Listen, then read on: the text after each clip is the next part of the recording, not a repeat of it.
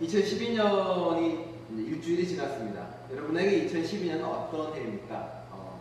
지금 표정을 보면 2012년이 가능성이고 활기찬 새해로 보이는 게 아니라 지자들 표정에서는 야, 내 또 1년을 어떻게 살아가나 거의 무슨 짐을 짊어진 사람처럼 이렇게 앞에 나와 계신 것 같습니다. 2012년을 밝고 즐겁게도 보내시기 바랍니다. 속으로는 그 애가 그 애지 뭐 다를 거 있겠어, 뭐 똑같지 뭐, 그런 마음으로 여기에 나와 계시진 않습니까? 일주일 지났는데 여러분은 뭔가 좀 새로워지셨습니까? 새해가 되어서 수첩도 바뀌고 달력도 바뀌고, 근데 삶은 여전히 혹시 마찬가지 아닙니까? 여전히 아침에 일어나기가 괴롭고 하는 일은 여전히 즐겁지 않습니까? 지난해 하는 나쁜 버릇이 여전히 내게 남아있진 않습니까? 왜 삶이 계속 이 모양이지라고 똑같이 생각하고 있진 않습니까? 여러분은 어떤 일주일을 보냈습니까? 많은 사람들은 아이고 똑같지 뭐라고 보냈을 수도 있으리라고 생각을 합니다. 일주일 지나고 나서 사람들의 입에 나오는 말은 어떤 말들일까요? 종종 이런 말을 합니다. 야, 넌 새해가 됐는데 왜 아직도 그대로야? 새해가 됐는데 바뀐 게 하나도 없냐? 보통 아이들에게 이야기합니다. 혹은 남편이나 아내에게도 이야기합니다. 야, 넌 새해 그렇게 결심하더니 왜 아직도 그대로야? 운동한다며, 살 뺀다며, 좀 잘해준다며. 그런데 아무것도 변한 게 없습니다. 근데 실은 그 말은 남에게 해야 되는 게 아니라 바로 나에게, 우리에게 해야 됩니다. 야, 나는 새해까지 안 됐는데 왜 아직도 그대로지? 야, 나는 새해한 결심들은 다 어디로 가버렸지? 우리 스스로에게 물어야 될 질문인 것입니다. 새해의 새로운 출발은 시간이 바뀌어서 이루어지는 게 아닙니다. 새해의 새로운 출발들은 바로 내가 좀 바뀌고 내가 새로운 사람이 시작될 때, 그때 비로소 우리는 새해를 시작했다라고 말할 수 있습니다. 그럼에도 불구하고 우리가 새해를 시작하지 못하고 새 사람이 되지 못하는 이유는 여전히 우리 발이 땅에 묶여있고 우리의 눈이 땅을 바라보기 때문에 합니다. 넘어서는 하나님을 좀 초월적인 부분을 바라보고 그 초월적인 전망을 상실했기 때문에 그런 것 같습니다. 우리의 눈을 높여서 주님이 보시는, 주님이 주시는 복을 바라봐야 되고 그것을 사모하고 그것을 사랑해야 하는 겁니다. 새로운 한 해가 이제 눈앞에 있는데 주어진 시간을 복되게 살아내는 것이 바로 생명을 주신 분의 은혜에 보답하는 길이고 그 생명을 아름답게 살아가는 것입니다. 오늘 시편 128편을 보니까 복받는 사람에 대해서 이야기합니다. 복받는 사람이 어떤 사람이라고 말합니까? 복받는 사람은 바로 주님을 경외하는 사람, 주님의 명령을 잘 따라 사는 사람이라고 이야기를 합니다. 뻔한 대답입니다. 그렇죠. 뻔하고 다 아는 이야기입니다. 그런데 이거 이외에는 답이 없습니다. 자, 배가 고프면 여러분은 어떻게 합니까? 배고프면 답은 하나죠. 뭘 먹어야 됩니다. 그러면은 배가 부르게 됩니다. 우리의 삶에서 복을 받기 위해서 하는 건 뭡니까? 성경 말씀은 딱 하나만 이야기합니다. 주를 경외하고 그 말씀을 따라 살아라. 그러면 복을 받을 것이다. 주를 경외하는 마음은 주님의 말씀을 두려워하고 주님을 공경하는 마음입니다. 좀 더 깊이 들어가면 주님의 말씀을 내 가슴에 새기고 살아가는 것입니다. 가슴에 모시고 살아가는 것이 바로 경외하는 것입니다. 주님의 말씀을 그냥 이건 성경이지 뭐, 이건 뭐 그냥 내 삶과 관련 없는 말씀이지라고 생각하는 게 아니라 내 삶에 실천해야 될 거라고 생각하며 살아가는 것이 바로 경외하는 말씀입니다. 하나님을 경외하는 사람은 자신의 삶을 소명으로 이해합니다. 이렇게 살아야겠다, 어떻게 살아야겠다라고 결정하며 살아가는 사람들입니다. 그게 바로 복의 매개가 되고 복의 희망이 됩니다. 하나님을 경외하는 사람은 세상 사람을 향해서 또 이웃을 향해서 마음이 열려있는 사람입니다. 그런데 실은 우리는 그런 하나님의 부름에 거절하기 있습니다. 이유는 간단합니다. 주님, 나 바빠요. 내 코가 석자입니다. 내가 이렇게 하는데 어떻게 내가 경외하며 그렇게 살아가겠습니까? 이야기합니다. 그런데 주님은 그래야만이 복을 받고 잘 살 거라고. 시편 기자는 주님을 따라서 말씀을 잘 지키고 경외하는 사람이 받는 복에 대해서 쉽게 이야기합니다. 뭐라고 말씀하십니까? 오늘 2절의 말씀입니다. 내 손으로 일한 만큼 내가 먹으니 이것이 복이요 은혜이다. 대단히 싱겁고 별거 아닌 것처럼 보입니다. 그런데 성경은 이게 복이라고 말합니다. 여러분의 일에서 그걸 먹고 그걸 입으니까 그게 가장 행복한 거다라고 이야기하는 겁니다. 많은 사람들은 욕망의 큰 밥그릇을 주님 앞에 내밉니다. 다 채우는 게 복이라고. 내 그릇이 넓어지면 넓어질수록 더 많이 채워주는 게 주님의 복이라고 말을 합니다. 하지만 주님은 우리에게 분명히 말합니다. 네가 일한 만큼 먹는 것, 먹고 입는 것, 그게 바로 가장 큰 복이다라고 말합니다. 큰 게 아닙니다. 내가 노력한 만큼 얻을 수 있는 게 바로 복이라고 분명히 말하고 있습니다. 하지만 현실은 실은 그렇지 못합니다. 현실은 수많은 사람들이 똑같은 일을 하고 똑같은 노력을 기울여도 오히려 다른 사람보다 가지지 못하고 더 뺏기는 십상입니다. 내 손으로 일한 만큼 먹고 마시는 놀라운 복은 세상 가운데 이루어질 하나님의 정의이고 하나님의 법칙이기도 합니다. 새해는 이런 담백하고 깨끗한 복과 은혜를 사모하시기 바랍니다. 많은 사람들은 자기가 일한 것보다 더 받기를 원합니다. 집값이 확 올라서 혹은 로또가 당첨돼서 혹은 땅값이 올라서 그걸 원합니다. 하지만 주님이 원하는 복은 일한 만큼 먹고 사는 것이 바로 가장 큰 복입니다. 시인은 하나님을 경외하는 또 다른 이의 복을 이야기해 주는데 그것이 바로 내 집 안방에 있는 내 아내는 열매를 많이 맺는 포도나무와 같고 내 상에 둘러앉는 내 아이들은 올리브나무 물목과 같다라고 말합니다. 이 말씀은 실은 상징으로 표현되어 있지만 집안이 평화롭고 그리고 이웃이 평화로 의미하는 것입니다. 모두가 평화가 되고 모두가 같이 하나가 되는 것입니다. 하지만 아시는 것처럼 주님을 경외하는 사람의 복은 개인적인 차원에만 국한되지 않습니다. 내 가정이 편안하다고 내 주위가 편안하다고 평화라고 말하는 게 아닙니다.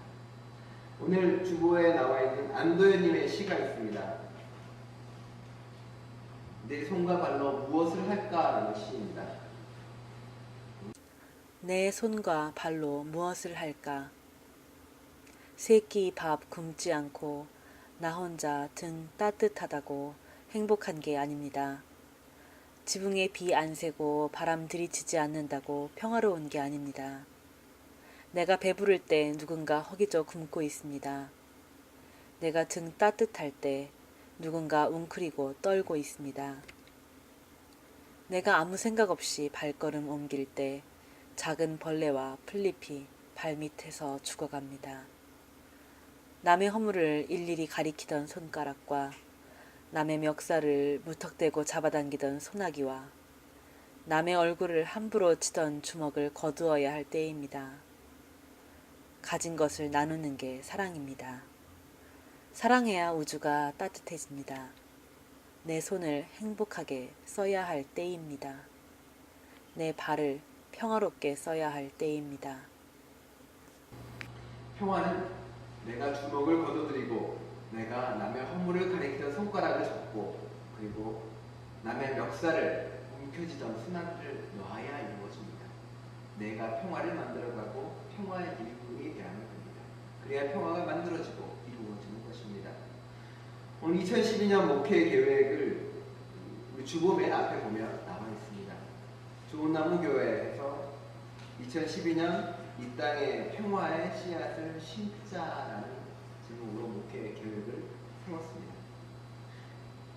이 땅에 평화의 씨앗을 심기 위해서 우리 가정의 내 이웃에 평화의 씨앗을 심기 위해서 먼저 할 것은 우리가 평화의 사람이 되어야만 됩니다. 자기 속에 평화가 없는 사람은 세상에 평화를 가져갈 수가 없습니다. 세상을 화평케 하려거든 먼저 내 안에 주님을 모시고 말씀 가운데 평화가 이루어져야만 됩니다. 그 평화를 이루기 위해서 우리는 나를 다스리고 나를 함께 주님과 동행시켜야만 됩니다. 주님은 우리에게 화평으로 오셨고 둘을 하나로 모으시는 분입니다. 여러분의 2012년을 지내면서 부디 평화를 만드는 분 되시기 바랍니다.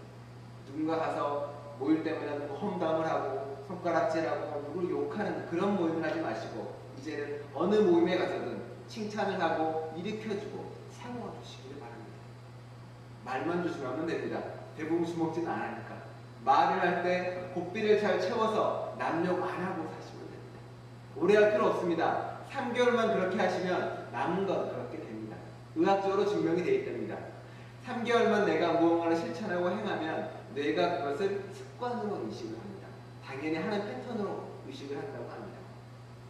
3개월간 운동을 하면 쭉 계속 하게 됩니다. 3개월간 좋은 말을 하려고 노력하고 남의 말을 안 하게 되면 그 뒤부터는 계속 저절로 되는 것입니다. 평화를 만들어가는 것은 쉬운 일입니다. 말 하나만 바꿔도 여러분은 분란이 아니라 평화를 만들 수가 있습니다. 그리스도를 모신 사람은 어느 누구나 말로 혹은 행동으로 함부로 대하지 않습니다. 그가 나이가 어리든 적든, 그가 돈을 벌든 못 벌든 간에, 음식점 종업원이든 길거리에 우연히 만나는 사람이든 간에 친절하게 대하고, 그리고 함께 더불어 사는 공동체로 생각을 하고 소중하게 대하는 것입니다. 자기의 유익보다는 다른 사람의 유익을 우선으로 생각할 때 비로소 평화의 씨앗이 부어지고 거기서 싹이 자라서 나무가 될 수도 있습니다. 1절에도 말씀드렸지만 평화에 이르는 길은 없습니다. 평화 자체가 길입니다. 이렇게 해서 평화를 만들어야지가 아니라 내가 평화를 행하고 움직이는 것 자체가 평화가 되어가는 것이며 확장해 나가는 것입니다. 그게 바로 우리가 이 땅에 살 일이고 주님이 이 땅의 목적이기도 합니다. 오늘 에베소서 말씀에 보면 분명히 말합니다. 그분은 오셔서 멀리 떨어져 있는 여러분에게 평화를 전하셨으며 가까이 있는 사람들에게 평화를 전하셨습니다. 라고 이야기합니다. 주님은 그런 우리에게 평화를 하라고 이야기합니다. 자, 여러분 안에 평화를 만들면 이제 그 평화가 관계 안으로 나아가면 됩니다. 주님의 말씀처럼 이제는 성도들에게 그리고 가족들에게 나가야 됩니다. 자, 가장 먼저는 가정을 예를 들 수 있습니다. 가정은 처음 만날 때 어떻게 결혼합니까? 서로가 만나서 그렇게 생각합니다. 야, 이 남자는 나의 모든 걸 다 이해해 줄 수 있을 것 같아. 야, 내가 심술 부려도 내가 심통 부려도 다 이해할 수 있을 거야. 눈에 뭐가 씌어서 결혼을 합니다. 남편도 마찬가지입니다. 야, 우리 와이프는 지금 만난 이 여인은 나의 모든 단점을 다 이해해주고 내 모든 점을 다 안아줄 것 같아라고 결혼을 합니다. 하고 나서는 어떻게 됩니까? 99.99%는 이야 뭐야 사기당했네 이런 생각을 하게 됩니다. 사소한 걸로 싸웁니다. 화장실에 물을 내렸네 안 내렸네 수도꼭지에 입 대고 이빨을 닦네 안 닦네 작은 걸로 부딪히고 작은 걸로 끊임없이 싸우게 됩니다. 평화를 만들어야 될 가정에서 오히려 사소한 걸로 분란이 벌어지고 분쟁이 벌어집니다. 이걸 넘을 수 있는 건 뭡니까? 둘이 손 붙잡고 우리 평화를 만들어보자 간절히 기도한다고 그게 이루어지진 않습니다. 내 마음의 평화가 이루어지고 그리고 상대방이 그 작은 실수나 작은 잘못을 그냥 웃으며 넘어갈 수 있어야 됩니다. 그럴 수도 있지. 그렇게 생각할 수 있지. 큰 잘못 말하는 거 아닙니다. 빚져서 집을 날린다던가 이런 일은 없지 않습니까? 보통 작은 걸로 싸우고 작은 걸로 부딪힙니다. 그런 걸 웃어 넘기고 그런 걸 여유로 받아줄 때 비로소 가정 안에 평화가 이루어지는 것입니다. 사사건건 하나 트집 잡아가지고 자기 마음대로 뜯어 고치려고 하면 가정은 평화가 이루어지는 것이 아니라 너 죽고 나 살자는 전쟁터가 이루어지는 것입니다. 평화는 작은 곳에서부터 내 안에 평화가 싹트고 다른 사람에게 평화를 전하면서부터 시작이 됩니다. 좀 더 나아가겠습니다. 오늘 본문 말씀에서 공동체를 말합니다. 20절에 보면 예배소서 2장 20절에 보면 여러분은 사도들과 예언자들이 놓은 기초 위에 세워진 건물이며 그리스도 예수가 그 모퉁이 돌이 되십니다. 그리스도 안에서 건물 전체가 서로 연결되어서 주님 안에 자라서 성전이 됩니다. 교회 공동체도 이와 마찬가지입니다. 많은 사람들이 교회로 오면 이런 생각합니다. 결혼과 마찬가지로 그래 이 교회에 가면 나는 모두 사랑을 나누고 모두 용서하고 모두 받아줄 거야. 왜? 주님 믿는 사람들이니까 사랑 안의 공동체가 될 거야 생각을 하고 교회로 모여듭니다. 과연 그럴까요? 불행히도 그렇지 않습니다. 자, 어느 권사님이 했던 대화가 기억납니다. 야, 전도사님 왜요? 야, 김 권사가 점심 하려고 멸치 국물을 끓이는데 멸치 대가리를 안 떼요. 내장을 안 떼서 국물이 맛이 없어요. 어떡할까요? 너무 화가 나고 부인합니다. 이런 걸로 싸웁니다. 김 권사님이 멸치 국물 끓이는데 양파를 껍질째 넣네, 껍질 안 까고 넣네, 그런 걸로. 김 장로님이 예배당에 올라갔는데 야, 까만 양복에 흰 양말을 신었네. 어쨌네. 그런 걸로 다툽니다. 큰 걸로 안 쌉니다, 교회에서. 야, 내 헌금 봉투를 누가 챙겼네. 누가 가져갔네. 우리 김장로 보니까 헌금 봉투를 안 넣는 것 같다. 그런 걸로 싸웁니다. 야, 저 젊은 사람 나에게 인사했는데 못 본 척 지나갔어. 뭐 그런 거. 내가 밥을 줬는데 거절하다. 작은 걸로 싸웁니다. 사소한 걸로 부딪힙니다. 그게 교회입니다. 그런데 그 교회 안에서 주님은 하나를 만들라고 합니다. 그 안에서 서로 용서하고 화해하고 부딪히는 것을 배우는 것이 바로 공동체라고 주님은 분명히 말하는 것입니다. 그럴 때만이 비로소 공동체로 이루어지고 만들어가는 것입니다. 우리 교회가 3년이 넘고 횟수로는 5년 차입니다. 5년쯤 되면 대충 교회 흐름상 싸웁니다. 많이 이제 부딪히기도 하고 많이 그런 일이 벌어집니다. 앞으로도 그러겠지만 그런 일 가운데 오늘 했던 말씀을 명심하시기 바랍니다. 아, 교회는 원래 싸우는 곳이구나. 대신 또 용서하고 화해하는 곳이라는 걸 기억하시기 바랍니다. 내 안에 앙심이나 독을 품어서 남 죽이는 곳이 아닙니다. 꼭 기억하셔서 아, 목사님이 1월 8일날 설교에 싸운다고 미리 얘기를 했었구나. 별일이 아니구나 싸워도 라고 기억하시기 바랍니다. 교회는 그런 곳입니다. 기본적으로 우리는 서로가 평화를 만들고 하나로 뭉쳐지는 게 원래 창조된 겁니다. 자, 종종 그런 소리 합니다. 야, 우리 목사님은 맨 마지막 항상 설교에는 남 도우라는 얘기로 끝내. 맨날 남 도우고 남 선행 베풀라는 얘기로 끝내라고 이야기를 합니다. 늘 그렇게 끝냅니다. 자, 여러분 중에 2011년 보내면서 혹시 2012년 계획하면서 다른 사람을 도울 계획을 가지고 계신 분이 계십니까? 혹은 2011년 지나고 2012년 들어오면서 그래, 나는 정기적으로 남 좀 도와봐야겠다. 물질이든 몸으로든. 그런 계획을 가지고 계십니까? 물론 2011년 몇 년 동안 똑같은 설교를 했으니 몇 분은 그러리라고 생각이 됩니다. 그런 계획을 가지시기 바랍니다. 여러분이 다 그거 할 때까지 계속 설교할 겁니다. 이 얘기만. 주구장창. 내가 먹고 살기 힘들어서 내 코가 석자라서 내가 곧 굶어 죽을 것 같아서 변명하지 마시기 바랍니다. 주님은 우리에게 분명히 말합니다. 말씀을 그대로 듣고 경외하고 실천해라. 남에게 사랑을 베풀어라. 그러면 내가 너에게 복을 줄 거다. 그 복이 뭐냐면 네가 일한 만큼 먹고 마시는 거다. 그러면 네가 정말로 오래오래 행복하게 잘 살 거다. 주님은 우리에게 말합니다. 남에게 사랑을 베풀고 평화를 만들어라. 싸우지 말고 다투지 마라. 입에서 독을 내지 말고 평화를 만들어라. 그러면 너희가 오래오래 행복할 것이다 라고 분명히 말하고 있습니다. 시 하나를 마지막으로 읽고 마치도록 하겠습니다. 우리 기도. 내 자신이 평화이기를, 내 마음이 열려있기를, 내가 내 자신의 진정한 본성에 깨어있기를, 내가 치유되기를, 내가 모든 존재의 치유의 근원이 되기를, 내가 사랑하는 당신이 평화이기를, 당신의 마음이 열려있기를, 당신이 진정한 본성의 빛에 깨어있기를, 당신이 치유되기를, 당신이 모든 존재의 치유의 근원이 되기를, 내가 미워한 당신이 평화이기를, 당신의 마음이 열려있기를, 당신이 진정한 본성의 빛에 깨어있기를, 당신이 치유되기를, 당신이 모든 존재의 치유의 근원이 되기를, 지구별에는 평화가, 모든 이들의 마음이 자신과 타인에게 열리기를, 모든 이가 본성의 빛에 깨어있기를, 모든 존재가 축복받고 축복하기를.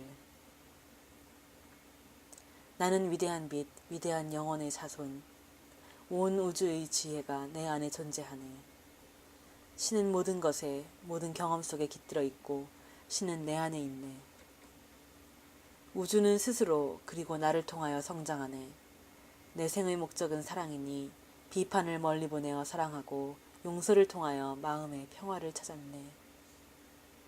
어두움과 두려움은 위대한 각성자, 의미와 마주쳐야만 나는 참 자유를 찾을 것이니 나는 지금 깨칠 수 있네.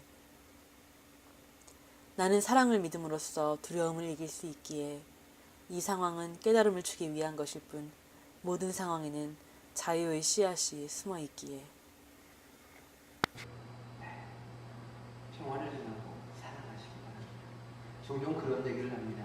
나는 남의 단점을 너무 잘 발견해. 남의 나쁜 점을 지적해서 바꾸려고 노력해.